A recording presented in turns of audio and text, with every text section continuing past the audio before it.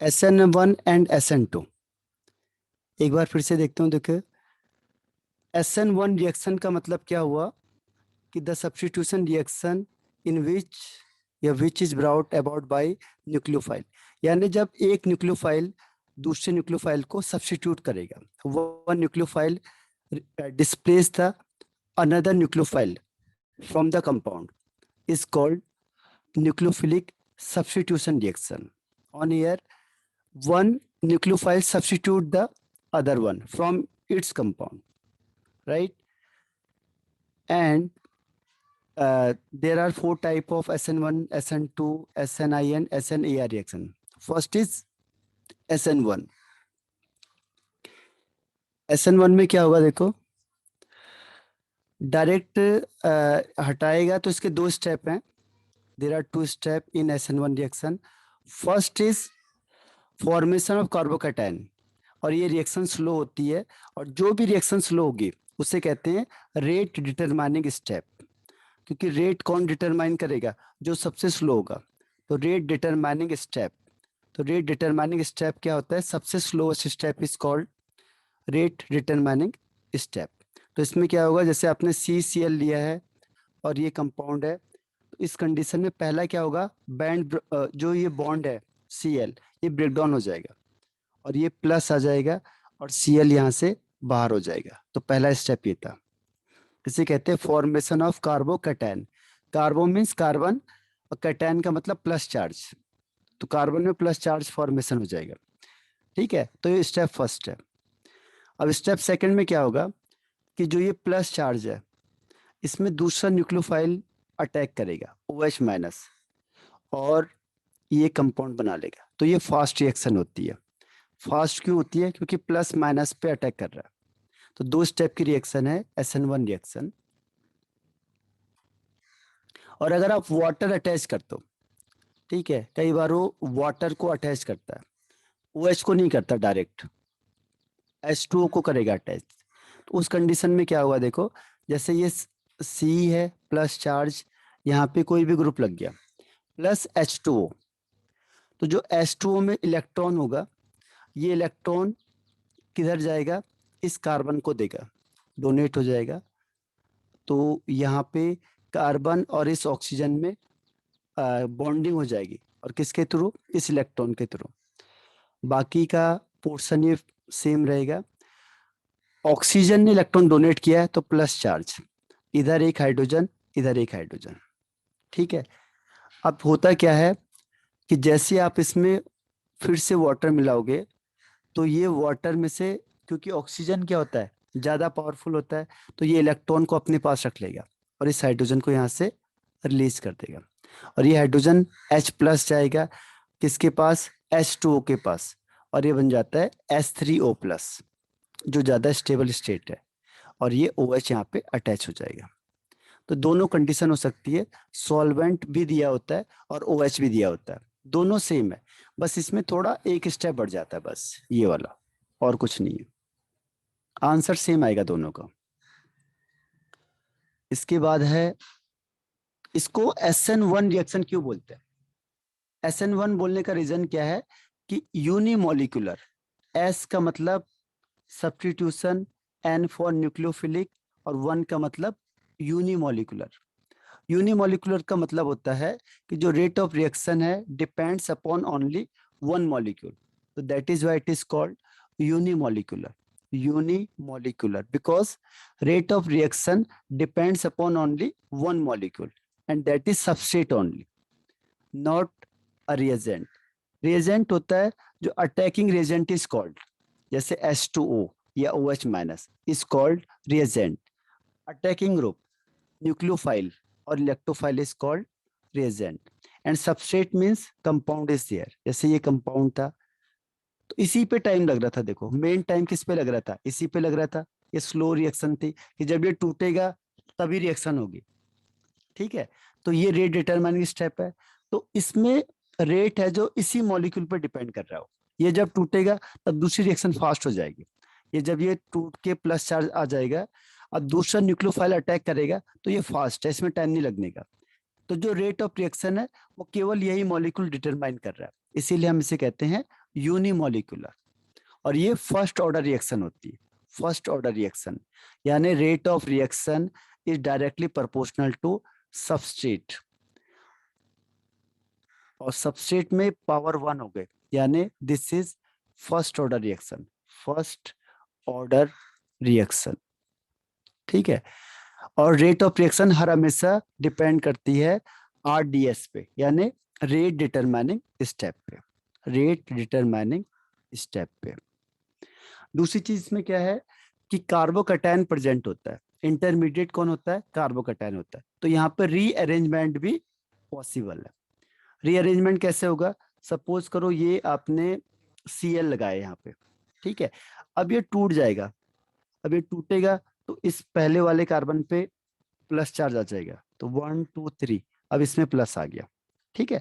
अब ये primary carbon है और ये वाला सेकेंडरी है और ये भी प्राइमरी है, तो कार्बोकैटायन सेकेंडरी वाला स्टेबल होता है, प्राइमरी नहीं होता।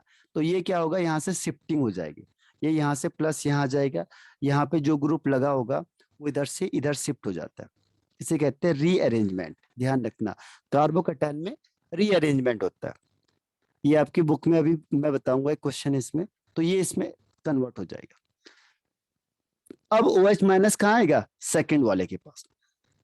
अब देखो इसका तरीका क्या है, ये लॉजिक आपको यहीं से समझ में आएगा कि जैसे क्वेश्चन आ गया, अब क्वेश्चन आने पे आपको क्वेश्चन दे दिया उसने कि ये लिख दिया 1 2 3 Cl, ठीक है, और यहाँ पे ये चीज हो गई।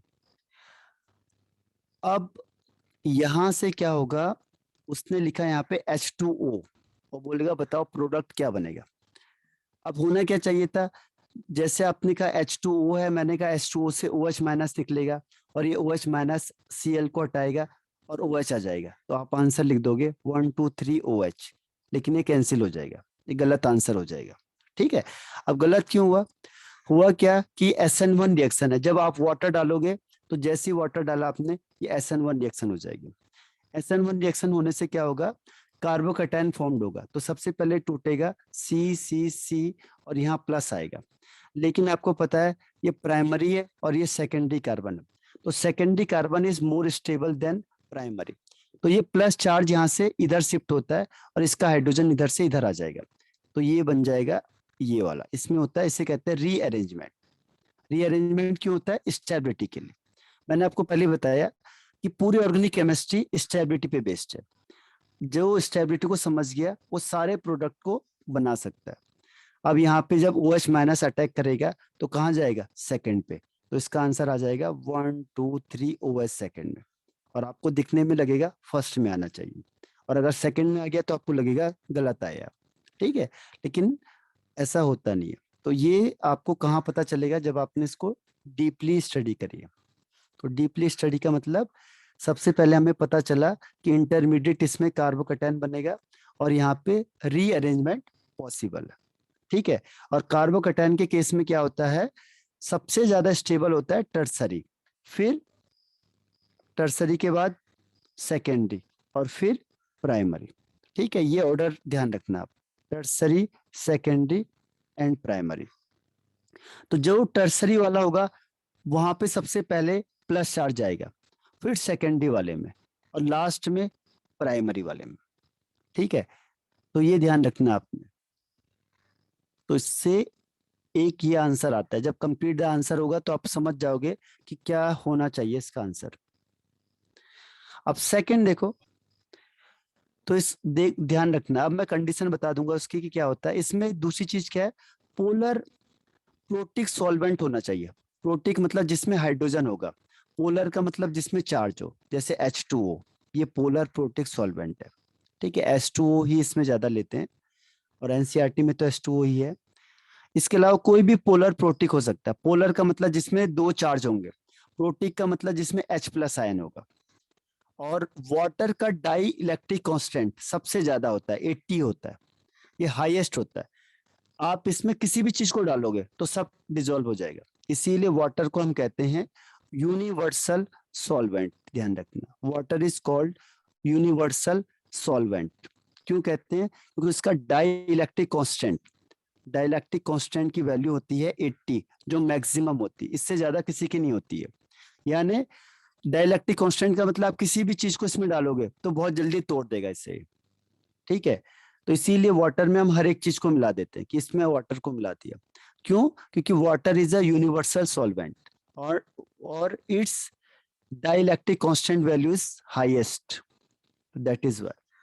तो यहाँ पे ध्यान रखना कि पोलर प्रोटिक सॉल्वेंट हमने लेना है, सॉल्वेंट इफेक्ट कहते हैं हम इसे, ठीक है। अब इसमें क्या है, पोलर का काम क्या है?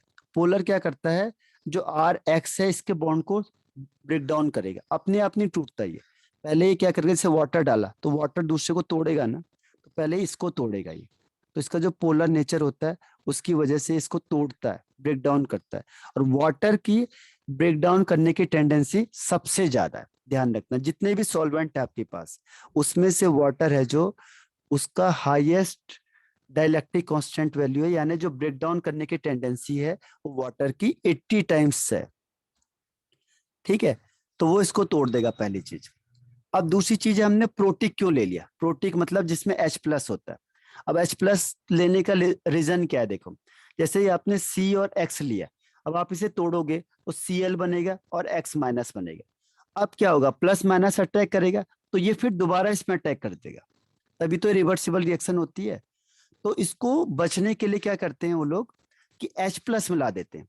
अब प्लस चार्ज का क्या रोल है, ये प्लस चार्ज इसको चारों तरफ से सराउंडेड कर देगा, क्योंकि प्लस माइनस की तरफ जाएगा और ये ज्यादा होगा वाटर, तो वाटर मॉलिक्यूल ज्यादा होने से क्या होता है, ये इस Cl को ट्रैप कर देगा, चारों तरफ से सराउंडेड कर देगा। अब ये यहां से अटैक नहीं कर सकता, नहीं तो प्लस तो माइनस को अटैक करेगा ही करेगा। लेकिन हमने सॉल्वेंट ही ऐसा लिया, प्रोटिक क्यों लिया, क्योंकि ये प्लस चार्ज होगा, प्लस चार्ज इसके चारों तरफ लग जाएगा, जिससे ये इसमें वापस अटैक नहीं कर सकता, नहीं तो दोबारा अटैक करके फिर वही बन जाएगा, तो फायदा कुछ हुआ नहीं, ठीक है। अब ये लॉजिक समझ में आया आपको कि पोलर प्रोटिक सॉल्वेंट क्यों लिया हमने? पोलर का रीजन है ब्रेक डाउन करना, प्रोटिक का मतलब है इसको आयंस को सराउंडेड कर देना ताकि रिएक्शन ना हो, ठीक है। और इसमें हम एल्कोहल भी ले सकते हैं, एसिटिक एसिड भी ले सकते हैं। एल्कोहल की वैल्यू लगभग होती है 8 पॉइंट समथिंग होती है डाइलेक्ट्रिक कांस्टेंट, और एसिटिक एसिड लगभग 3.5 होती है, यानी कि ये 3.5 टाइम्स ही तोड़ पाता है, तो बहुत वीक है। ये भी कम है एल्कोहल, वाटर का 80 है, सोचो आप कितना ज्यादा डिफरेंस है। वाटर का डाइलेक्ट्रिक वैल्यू है 80 के आसपास, एल्कोहल लगभग 8-7 के आसपास ही है, और एसिडिक एसिड 3-4 के आसपास ही है। तो इसके कंपैरिजन में देखो वाटर कितना पावरफुल है, ये आपको लग ही गया होगा इसको, इसकी वैल्यू को देखते हुए कि इसका 10 टाइम्स है, इसका 20 टाइम के आसपास है, तो इतना ज्यादा पावरफुल सॉल्वेंट होता है वाटर, ठीक है। यहां तक समझ में आ गया कि सॉल्वेंट का रोल है, जबकि आपको उसमें नहीं बताते, सीबीएसई में नहीं होता, क्योंकि उसमें जनरली वाटर ही लेते हो। तो ये सॉल्वेंट का ये रोल है इसमें, तो इसे कहते हैं सॉल्वेंट इफेक्ट, ठीक। कि क्यों लिया हमने और किससे हम लेंगे तो बेटर होगा। अब इसके बाद नेक्स्ट आता है कि ये एक्सोथर्मिक रिएक्शन होगी या एंडोथर्मिक होती है। तो जो ये वाली रिएक्शन होती है ये एक्सोथर्मिक रिएक्शन होती है। पता कैसे चलेगा हमें कि एक्सोथर्मिक है या एंडोथर्मिक है? तो ये हमें पता चलता है बॉन्ड फॉर्मेशन से। देखो, जैसे CCl है, पहले केस में CCl बॉन्ड था, और जब प्रोडक्ट बनेगा तो क्या हो जाएगा, CO बॉन्ड हो जाएगा, ठीक है। अब आपको देखना है इन दोनों में से स्ट्रॉन्ग कौन सा है, ठीक। अब आपने देखा CCl बॉन्ड और CO बॉन्ड, देखो कभी भी आपको पता करना है कि एक्सोथर्मिक होगी रिएक्शन या एंडोथर्मिक होगी, तो उसका तरीका क्या है, देखो आपको चेक करना है बॉन्ड का। तो हमें पता है कि CCl बॉन्ड वीक है और CO बॉन्ड क्या है, स्ट्रॉन्ग बॉन्ड है, ठीक है। CO बॉन्ड स्ट्रॉन्ग होगा और CCl बॉन्ड वीक होगा, तो ये जल्दी टूट जाएगा। और जब ये bond formation strong bond formation होगा तो हीट निकलेगी, हर हमेशा ध्यान रखना। पहले वीक है और बाद में अगर स्ट्रॉन्ग बन रहा है तो ध्यान रखना हीट रिलीज होगी ऑलवेज। तो आप तुरंत देख के बता दोगे किसी भी रिएक्शन को कि ये एक्सोथर्मिक होगी या एंडोथर्मिक होगी, ठीक है। तो एक्सोथर्मिक का पता कैसे चला, CCl वीक होगा किसके कंपैरिजन में, CO के। तो क्या होगा कि CO बॉन्ड फॉर्मेशन में 500 जूल एनर्जी रिलीज हो रही है और CCl में 300 जूल एनर्जी रिक्वायर्ड है, क्योंकि जब तोड़ते हैं तो रिक्वायर्ड, और जब बनता है तो रिलीज होती है। ये भी मैंने आपको बताया था कि रिक्वायर्ड में हीट, जब तोड़ोगे तो हीट रिक्वायर्ड होगी, और जब फॉर्मेशन होगा तो हीट रिलीज होगी। अब देखो ये स्ट्रॉन्ग है तो इससे ज्यादा हीट रिलीज होगी, और जब ये टूटेगा वीक है तो कम हीट रिक्वायर्ड होगी। तो ओवरऑल कितना बच गया, -200 जूल। इसका मतलब इसमें हीट रिलीज होगी। तो ये एक्सोथर्मिक प्रोसेस है, और ये हर हमेशा लो टेम्परेचर पे होती है। ठीक है, तो ये समझ में आ गया आप लोगों को लॉजिक कि SN1 रिएक्शन हर हमेशा एक्सोथर्मिक होगी, SN1 SN2 एक्सोथर्मिक होती है। ठीक है, यानी इसमें हीट रिलीज होगी। इससे क्यों बता रहा हूं मैं, क्योंकि अभी E1 पढ़ेंगे हम एलिमिनेशन, उसमें भी सेम होता है, जैसे SN1 है वैसे E1 रिएक्शन है। फर्क सिर्फ टेम्परेचर का है, यहाँ पे लो टेम्परेचर, वहां पे हाई टेम्परेचर, बाकी कोई फर्क नहीं है। दोनों की मैकेनिज्म एक जैसी है। ठीक है, अब है स्टीरियोकेमिस्ट्री। स्टीरियोकेमिस्ट्री में क्या होता है कि जैसे अब मैंने C+ चार्ज बना दिया, तो C+ चार्ज कैसा बनता है, ट्राइगोनल प्लेनर, यानी प्लेन में आ गया ये, ट्राइगोनल प्लेनर है ये। तो जब प्लेन में आ गया तो अब ये कहीं से भी अटैक कर सकते हो, आप इधर से अटैक कर सकते हो, इधर से अटैक कर सकते हो, यानी इसमें दोनों तरीके का अटैक पॉसिबल है। तो ध्यान रखना, जब भी कार्बोकैटायन बनेगा तो वहां पे दोनों तरीके का कॉन्फ़िगरेशन बनता है, रिटेंशन भी और इन्वर्सन भी, अगर कार्बोकैटायन बन गया तो। ठीक है, और इसे कहते हैं हम कायरल कार्बन।